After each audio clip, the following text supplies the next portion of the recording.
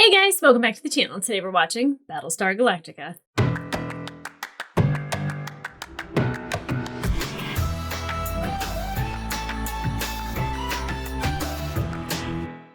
Hey guys, welcome back to the channel. Today we are watching episode 16 of season 3 of Battlestar Galactica, getting closer to the finale. The last episode was kind of more of a character building episode for Chief, a little bit for Callie, but definitely for Lee and Admiral Adama, and of course the President. We got a couple great moments, especially with the President and Adama, and I really enjoyed that. But that does scare me a little bit because obviously anytime you mix love and world-ending anything, it gets complicated. And definitely them trying to figure out how to give Gaius a trial and Lee, having the law books to study with. I don't know if that's still going to be a thing because obviously he said he doesn't have any downtime. So I don't know how we move forward with a trial for Gaius. Now, obviously, the last time we were talking with Gaius, there was the whole thing that went down with Gaeta, where Gaeta tried to kill Gaius and stabbed him in the neck. I don't know what Gaius said to Gaeta, but definitely it was something that either enraged Gaeta or made him scared. I don't know if we ever find out about that, or if we find out about it anytime soon or in the next episode, but I would like to know more. I would like to know more.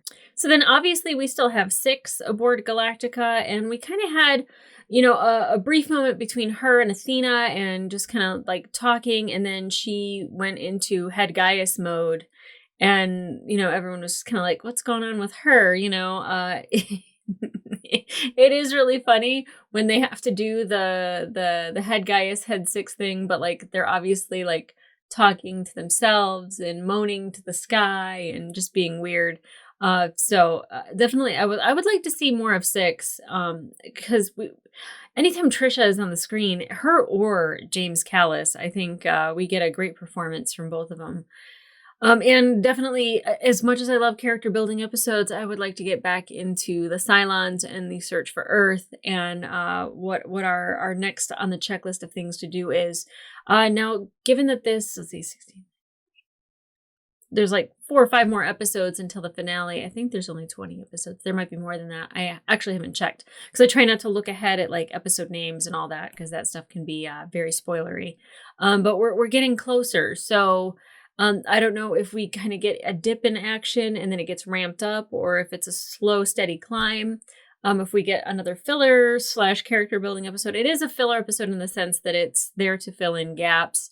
But it's not there because it's useless. I don't want anyone to think a filler episode is useless. It just doesn't drive the main story forward. And what the 2 things that I want the most is, well, 3, I guess, is the Cylons. We must know what's going on with them. 2, what's going on with Gaius. And then, of course, the search for Earth, and also maybe for Starbuck and Leoben, and kind of what her having the Eye of Jupiter painted on her wall, and that being something that she's drawn since she was a kid. What does it all mean for the grand scheme of things? Because apparently her destiny is tied to this thing one way or another. And not that I'm anxious and excited to get more Leoben, but apparently that's what we're gonna get eventually. So guys, I'm super excited to get into this episode because one more episode down until we get closer and closer to the finale. So guys, let's get into it.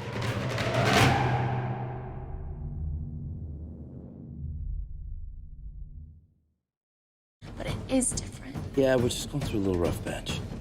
What if rough patches are all we have left? I don't want there to be any more rough patches. Not for Chief. His entire existence on the show has been a rough patch. Okay, fuse indicators are out. Set the wing tank switch to fuel. All right, take off. That's it. Fuel the fueling station. Why do I feel like something's gonna happen? LT, you tanked up. You're ready to roll. Roger that, Chief. Ready to roll. Okay, I thought something was going to explode. I've come to expect that. Gonna have to change your ways when you get them wings. Not getting wings. They rejected my application for flight training. Why? Thought you aced the written exam. Yeah, well, it turns out I'm in a critical position, and my leaving would cause severe mission degradation. Jesus. That sucks. Yeah, there's no motivation. Truth is, we need you down here. You're the best avionics specialist we got. And she knows how to fold a man's undies. Oh my god, I would punch him out too. Now is not the time to pick at her. Look, you do important work down here. Just as important as sitting in a cockpit. Thanks, Chief. I'm gonna deliver some more important laundry. You gotta have a goal to work towards. Like, you just lose motivation. If there's no goal of, like, getting promoted or, you know, being able to take over another job, then why bother? Setting course, heading 2965. Flame out. I was worried about something happening. Oh god, please don't crash into something. It's gonna blow. Get your ass up here. Uh-oh. Uh-oh. Eject. Uh-oh. Eject. Into Colonial 1? Are you kidding? They got me. They got me. Yeah, I feel bad for Celix, because, like, if you can't get a promotion, if you don't have an opportunity to grow, it's not good. Depression will sink in. You'll stop kind of working as hard as you normally would. I think we gained some people since the last episode. I don't know if a baby was born or what. And I'm going to be living here for God knows how long until they repair the bulkheads. The quarters become cramped. You're always welcome in one of my beds. Oh, yeah? In the manner of speaking. What the hell's going on there? The refiner used to be the most reliable ship in the fleet. Now every day I start with a stack of messages from that chief. What is his name? Zeno Fenner. Fenner. Zeno Fenner. Guy wants to talk about overtime bonuses. We've been fair. more than patient with Fenner in this. But I'm ready to get back on the road to finding Earth. Me too. It's a margin that's much too narrow for me. How about for you and your men? Easy You have a now. problem. Easy now. Fix it. Get the gas flowing, and then we'll talk. I promise you that. Then we'll talk. Sure. It's like the book says. If you hear the people, you'll never have to fear the people. Did you say the book? Mm-hmm. Guards, arrest him for extortion and interrupting vital services. Come with me, sir. Oh. What's the book? What the hell was that? He was quoting Yeah. from Baltar's book. He's calling it My Triumphs, My Mistakes by Gaius Baltar. Whoops. I am Well. thinking of having a good old-fashioned book burning. Easy. We're not part of the ruling class, so we're stuck doing the dirty work. Ruling class, where do you get that? Yep, essential Something workers. By Baltar. She's reading the book. Name one officer on the fleet that comes from a poor colony. Duala. Case in point. How did she get promoted? She married an officer from Caprica. Fair enough. Okay, seemed like a good guy. What'd he do? Pissed off the president. Putting it But the lightly. bigger problem right now is the refining operation. I need someone to go over there and get that fuel ship moving again. Yes, sir. Okay, well, I don't understand what happened. yeah, I was gonna say she's gonna get upset. So you've read it? We intercepted them, and I'm afraid I'm the only one who's read the book, and I am dying to see how it ends. Lies, but interesting. The son of a farmer, a revolutionary. Hand over those pages, or I'll have these guards search you. Make a choice. Jesus. Didn't he get stabbed in the neck last time we saw him? Don't bend to her, guys. Keep your dignity.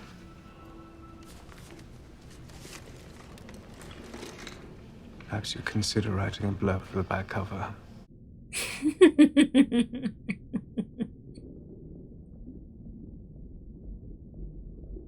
I mean, I don't think anything that he wrote, from what I've heard of, is wrong, per se. It's all right, guys. Everything will be okay. I kind of want to read that book. I get in trouble, but I want to read that book. How many jumps you think we got? You'd be lucky if we get out of the system. Well, you better give us a Yikes. nickel tour. See where we stand. Yeah, how did they get more? Oh my gosh, this looks miserable. I couldn't imagine being here 18 hours a day for the past 6 months. And how do you compensate them? This is Milo's best greased jockey I got. Milo, huh? He's hey, a Milo, kid. So why is it not gonna work? Something you guys aren't telling me? Come on. Yeah, what's going on? Okay. Guess I'm just gonna have to have a look for myself. Has it been sabotaged? Seals are missing. Where are they? Guess they got lost, huh? Guys, you can't be fracking around with this stuff. The Admiral won't stand for it. The Admiral can kiss my ass. Hey. Wow. Wow. Okay, yeah. I've executed a search of the ship, but the seals have not turned up. You know that this was sabotage. Inclined to have them locked up. Most of the workers on that ship have not had a day off since the original attack on the colonies. It's like slave labor. Oof. They'll return the pressure seals, and we'll get the fuel contamination problem under control. Extortion is not an acceptable method of protest. What are the names of the leaders?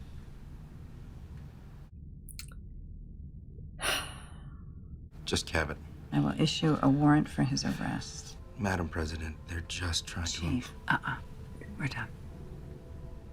He shouldn't have given it up, and he should have gone to the brig himself because let's see them fix ships without Chief. They'll get what they want. I'm a big fan of unions, if you guys don't know.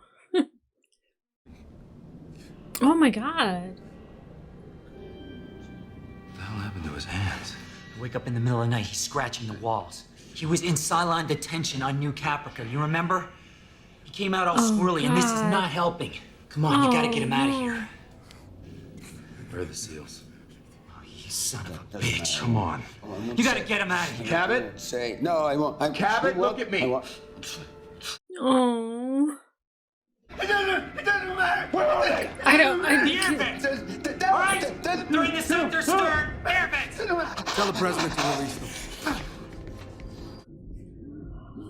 Oh my god. I get why. You poor thing. Get back to work. Yes, sir.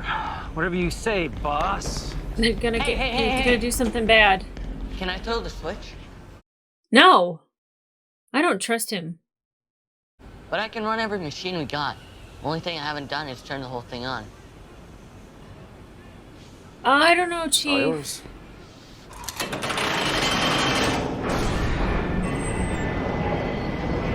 That sounds awful. Oh my god. Imagine 18 hours a day of this. I would go insane. So many kids. There are kids down there, Madam President. Thank you, Chief. It is not ideal, I know that. But there is nothing ideal about this fleet. Kids shouldn't be working 18 hours a day. So I trained my son to be a deckhand because that's what I am, and that's all he can ever be? Is that the future we want? Good question. Great question, Chief. It's a really good point. And we will take people from other vessels and we'll put them on ships in the refinery. How's that, Chief? I mean, it gives people a break, that's for sure. Yeah, maybe you could learn something from him, Madam President. I worked on a farm for a summer because I was saving up to go to college, architecture, but then Cylons attacked, and now I'm a farmer. How is that fair? Yeah, it's not. You don't understand. I'm not a farmer. Hey, stop it. I'm not a farmer. Unfair. Maybe have a job fair where people can apply for the jobs that they have skills under. Uh-oh.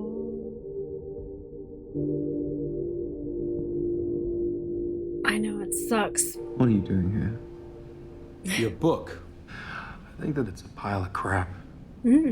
Obviously, my analysis of a bifurcated society scares you. What does he know about it, Everything in my though? book happens to be true. It's true that you're a farm boy from Erelon. Oh, he can go work at the refinery. I don't know about you, but I've always found the Ireland dialect to be particularly hard on the ears. Something about the consonants that scrape the back of the throat. Of course, I should know an awful lot about my native tongue. I spent hours on it and trying to overcome it. Do you have any idea how hard it is? Good job, James Callis. That was amazing. After all, that's what the aristocracy wants. It wants the working class to feel looked after, while they scrabble around for scraps from the master's table. This is phenomenal. One set of rules for the aristocracy, and one set of rules for the rest of us. I mean, quite frankly, I'm on Gaius' side. I'm also on Chief's side. I'm definitely not liking the president in this episode. Her or Adama. They're just driving me crazy. My way or the highway. You gotta, like, lean into them hard. Hard day's work is what everyone needs while they're sitting there sipping their whiskey or scotch or whatever's in those stupid bottles. Not too bad fuel. Yeah, it's running out. We got half a dozen other places on the line that can frack it. Ugh. Oh. Got it? Yeah. Please don't lose a hand or something. Oh god. Oh god. I can't get my hand on it. Just can't get my hand around it. Can't get my hand on it. Oh, I can don't want try. this kid to lose his hand. Come on, Daddy, get him hold it. That's it, that boy down. Grab it. Attaboy, Danny, get out of there. Come on out. Come on out. Come on out.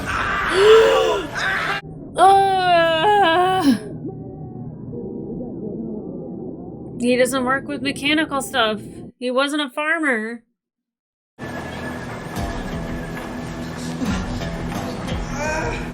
Chief, you gonna go have a word with someone? That music and that walk.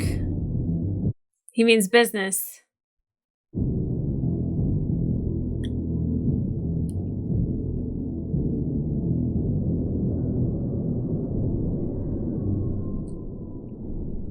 Thanks, Chief. This plant's offline. We're on strike.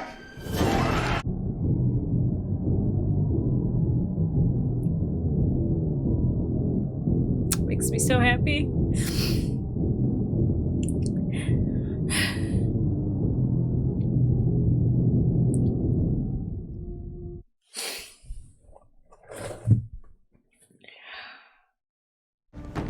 Need something, Okay. Yeah, I fracking need something. I need my Viper. Sorry, Captain. Vital missions only. We're on strike. Yeah, you don't take care of people, they will find a way to make your life miserable and harder. Are you aware that your deck gang is participating in a work stoppage? Yep. It's called a general Show strike. is. It's a mutiny. It is a strike. Do you know what we do with mutineers? We shoot them, Chief.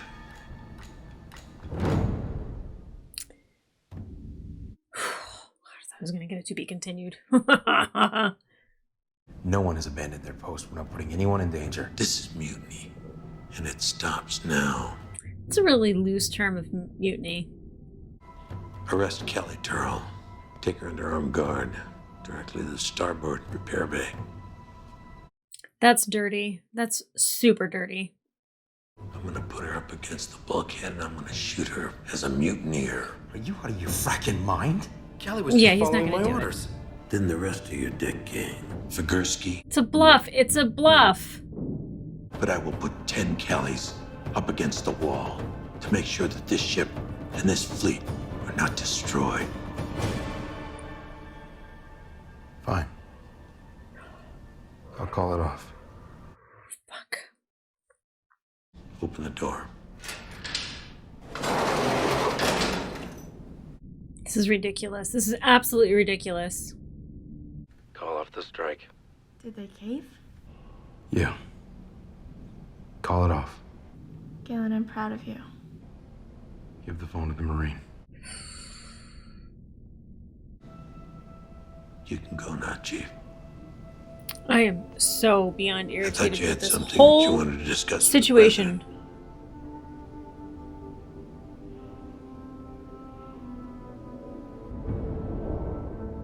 So he was just messing with him? He just was going to see if he'd cave? There are a lot of dirty jobs that need to be done every day in this fleet. These are the kind of jobs that I think should be allocated to people, well, people like yourself, no offense.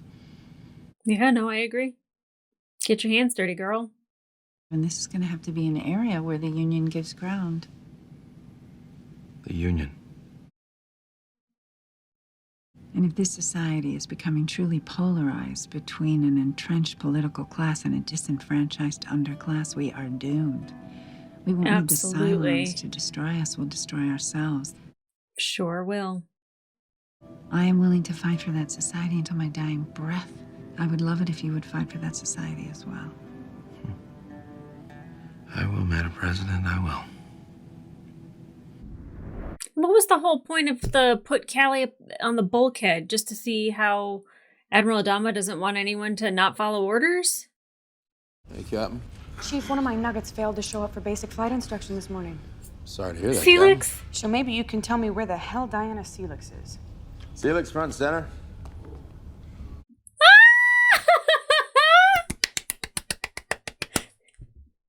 Yes, sir, but I thought that you will think when I tell you to think, Nugget. And you might want to look at the plan of the day. You have to be an officer to fly Vipers.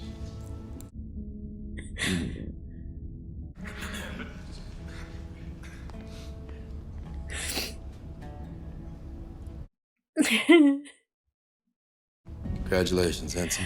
All right, this is all very touching, but you were supposed to be in ready room 4 20 minutes ago. So move it. Get used to that, Celix. Move it. Move it. Be nice. Sure. Oh, thank God that's the way that ended. I was not happy. Yes, if it is not obvious, I am definitely a union girl. I owe my entire childhood and the majority of my early 20s to General Motors. And if it weren't for them, I wouldn't have the life that I have. So when it comes to the Auto Workers Union, I proudly stand behind them. And pretty much any union. I mean, if you've been following my channel for a while, you know that the actors and the writers strike, that, I very much support those workers and being heard and, getting paid for your work. And 18 hours a day in a plant for 6 months straight with no breaks, no R&R, no chance of vacation, no chance of promotion, even Celix wanting to be promoted to be a Viper pilot. Like, that's just, it doesn't give anybody anything to work towards if they don't have a goal, or if they think that, like, this is life. Like, it's one of those things that if you don't have the motivation, or if there's no reason to work any harder than you are, why would you, right? And as somebody who works a full-time job and does this full-time, well, I guess you can't have 2 full-time jobs. I call them 2 full-time jobs, but I work 2 jobs, and I have for almost 3 years straight.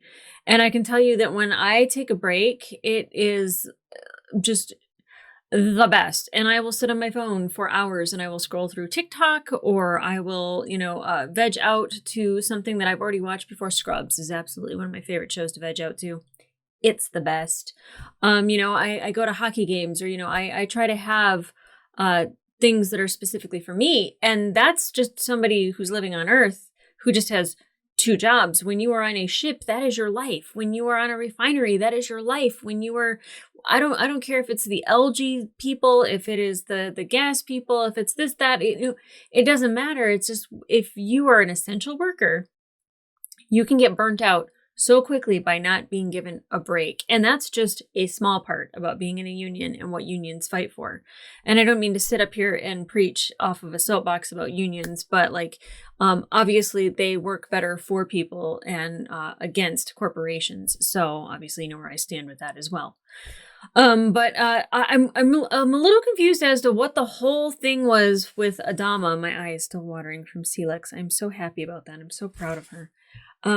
But what the whole point was of saying he'd shoot 10 Callies to make sure everything kept going the way that was going and that everyone followed orders. And essentially it's just like the vision of the fleet and the future of the fleet was far more important than the people actually in the fleet, is kind of what I was getting out of that. And I was just like, tell him fine, go ahead, shoot her. I'm not budging.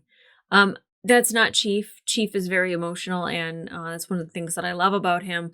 When he stood up there on that ladder and he called for a strike, man, did my heart swell with pride. Like, I loved when he gave that speech on New Caprica, and I love just like, I think the reason why I actually love Chief so much is because he probably reminds me of my dad, is that he's like a hardworking man, and he does his best and he tries his hardest.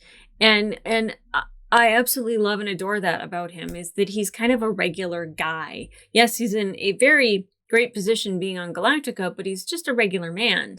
And I love how he fights and cares for the people. So I was kind of getting really mad at Adama and the president for like not hearing out Chief and kind of stonewalling a little bit with Zion.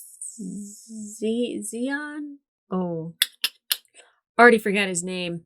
I even said it repeatedly and I still forget it. My eye is like still wet from get my tears off my lashes. Not hearing them out and just kind of being like, tough, everyone's has life rough. And it's just like, but do they have to? And like, we can already see things starting to change and they're being a different way. And then Danny having to go over there with having Farmer on his experience, even though he isn't an experienced farmer. You know, it's so shitty, the conditions that people are being forced to work in. And I have thought about this so much, and that's why I loved Black Market. I loved going and seeing another part of the fleet.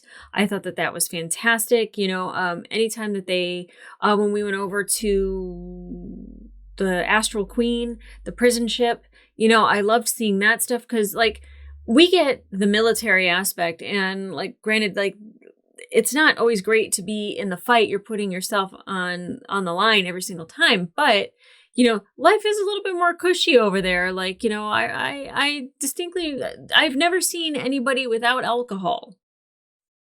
There's a bar, you know, they don't have that over on the refining ship. You know, there's no way for them to take a break or have a break or, you know, just not see the inside of that ship and hear those noises. And when it started up and it was so loud and obnoxious, and it just reminds me of like assembly lines and just how that workplace can wear somebody down, not only physically, but mentally. It can drag you down. So getting a break, taking a break, and making it feel like it's worth it, you know, like I don't want to embalm people. And I'm so happy that there are morticians that do that kind of stuff, because I can't do it. I don't want to do it, but they make a lot of money for a specific reason. Not a lot of people want to do that job, you know, and I would imagine that there's not a lot of people in Colonial 1 that want to go and get their hands dirty at a refinery. But I also think that it would be great for the entire fleet to work on their skill set. So whenever they get to Earth, everybody can do whatever, and they can pitch in where need be and help this there and do that here. And like, the more you have of your fleet having a higher skill set, whether it is learning how machinery works and how the refining process works, having physical labor so people can actually get in and work out and exert some energy. Like, I think that that's great. I think actually the president asked if she could use the gym in an episode. I don't know if it was this one or if it was the last one, but I'm kind of like mixing it a little bit. But, you know, like yeah, go into the gym, work out, get ready to, you know, turn a wrench over at the refinery. I think that's a fantastic idea. And then the people at the refinery can go over to another ship and, you know, they can get a different skill set that maybe doesn't have loud machines in their ears and they're not dirty all the time. Or, you know, I don't know what else there is going on in the fleet, but I feel like there is always a way to create harmony by the people that are existing not feeling like they are slave labor. I'm still very confused at that whole Tyrell Adama conversation and calling for mutiny. How in the world is a strike a mutiny? It's not like they're staging a coup and they're overthrowing the admiral. They're saying, no, you need to listen to us. And the only way that's going to happen is to make your world come to a complete fucking stop. That's not really a mutiny. I think that that's a very loosey-goosey term for what was happening there. But I love Chief. My God. Him sticking to his guns and like fighting for the people. And yes, him saying, fine, yeah, don't kill these people, don't shoot them because of me. Okay, cool. I don't know if I would have been the same. I probably wouldn't have thought that Admiral Adama actually would have done it. And if he did, I would have lost so much respect for him. But like Chief, like seeing it, witnessing it, feeling it, you could tell he was having a hard time from the first time he was on that ship, and even worse the second time, and then the third time. And it makes me so happy that and we started out and it wasn't just the refinery. We heard, Celix having a hard time and that she's just delivering laundry and her skill set's needed on the deck. And really if you don't have something to work for, like a promotion or bonuses or, something to drive you. And if you don't have that, then you're not going to put in the effort. It's just the only way that I can, this isn't fair, but we work a lot with the VA and and it's the government, right? So anytime that we send claims to the VA or we send patients back to the VA to say hey, you need to request this from them, there's always this red tape and it's always phone calls. And I always say the squeaky wheel gets the grease. So you call, we call, we're just going to annoy the crap out of them until they essentially look at your paperwork and tell us yes. And we do that because we want them to be able to get their treatment. But I tell them all the time, the patients all the time, I was the people over the VA have no incentive to work any harder than they already are. They don't get bonuses. They don't get extra vacation time. They're worked to the bone. They're under-respected. There's nothing there that creates this energy of wanting to work harder and do better. And that's why there's a lot of turnover there too, is because, they find something else that they can do where they are probably treated better. And I'm not saying that the VA is crap. I'm just saying that it is very much a government entity and it's really hard to work your way up through a government group. You know what I mean?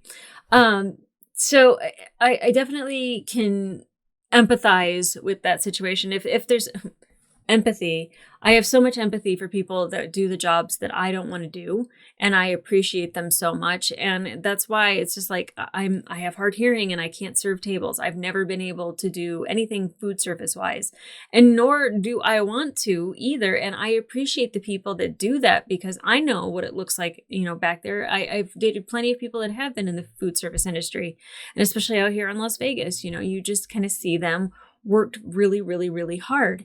And I know that I wouldn't want to do that job. So when I go out and I am utilizing a food service worker, whether it is a chef or it is a server or a busboy or a bus girl, whatever it may be, the manager, the hostess, I always tip. I always give more than what I think 20% even is. I always say I'm going to attach a dollar sign to the service that I received. And I'm a very generous tipper because I don't want to do that job. And I appreciate the people that are doing that job. And I'm not saying that it's a bad job. I just can't do it because of my hearing. I'd constantly be going what? Bud Light? You wanted that? Well done. I would mess up orders left and right. So it definitely is not for me. And I have a horrible memory, as you can tell with names. I'd get back to the kitchen and I'd be did they want the steak or the chicken? And they're a vegetarian. So I'm just saying, there's a reason why I can't do that job and why I appreciate the people that do. So I could go on a whole entire tangent about workforce and workers' rights and unionization and why I love it so much and why I'm all for it and I'm very supportive of it. But let's talk about Gaius for a hot second. James Callis, switching that accent the way he did. Come on. I was just kind of I couldn't even say anything. My mouth was hanging open. It was flawless. And I don't know if he was lying or if he was telling the truth. One thing about Gaius is that self-preservation definitely is his thing. And he did not have to tell 1 ounce of truth to the chief if he didn't want to. And I really think he was. I don't know how somebody with the name Gaius Baltar, comes from Erelon and is a farmer. Maybe that's a hefty farmer name. I have no idea. But whatever it was, is he kind of took his fate into his own hands and, he was able to change his life and leave that behind. And that's a really, really hard thing to do. But, if he had ever gotten his hands dirty, if he knew what that was like, then he is kind of a man of the people. Now, is he trying to get people on his side? Yes, of course he is. Is he doing it with lies or facts? I'm leaning under the fact column now.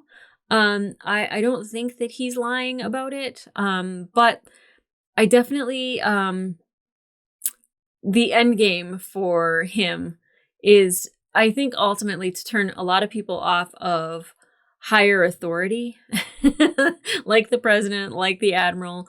And it definitely will work if the higher authority wants to continue to push their thumb down on people and look down on them, or, not hear that they need help, that they need better working conditions, like it's kind of like basic rights. So I do love that Gaius kind of turns the man of people. How is he one of my favorite characters? I have no idea. And at the same time, I 100% know. I absolutely adore Gaius. There's so many times now where it's like, I absolutely love and adore Gaius. And I'm just like, oh, I love this moment between the president and Adama. And isn't it wonderful? And then I'm just like, oh, these two at the same time. How does that happen? I love this show. And I love this episode in particular because it shows so much of the human aspect of the fleet and how people are being treated and what life is like in space. It wasn't great on New Caprica. Let's throw that out there.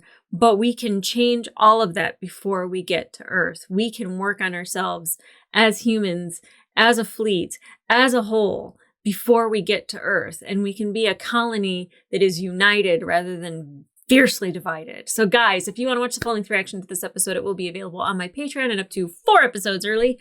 But in the meantime, like, subscribe, and leave a comment down below. Ooh, yeah, see, some of these episodes, they get into real world shit and people get into arguments in the comments, mostly with me, and they like to tell me that I'm stupid and I'm not empathetic and that I don't care about people, which is really interesting because I think I really do.